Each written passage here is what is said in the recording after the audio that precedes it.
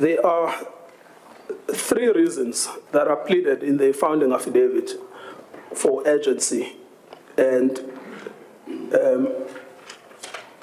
exceptionality. The first is the need for finality. The applicant has excluded Mr. Zuma from the list of qualified candidates. Whether he is entitled to contest cannot be established after he has contested. That would be absurd. Finality on the question, therefore, of eligibility must be reached before the 29th of May, not after the 29th of May. The question is, should he be a candidate or not? And the public is entitled to know the answer before it votes. It cannot vote first and find out later that he should not have been a candidate. Secondly, there is a need to safeguard the integrity of the election.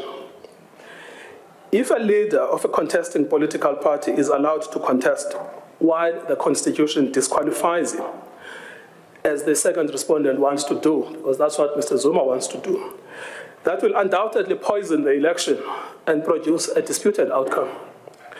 The country will therefore be sleepwalking into an unfree and unfair election, and the consequences will be grave for our own commitment to the rule of law and a commitment to our own Constitution. It will create the impression that we don't respect the rule of law and we are prepared to risk the legitimacy of our own electoral process. And then thirdly, the IEC says it has no practical relief beyond the 29th of May 2024 because the jurisdiction of the IEC is circumscribed to deciding qualification, working on a tight and a prescribed timetable.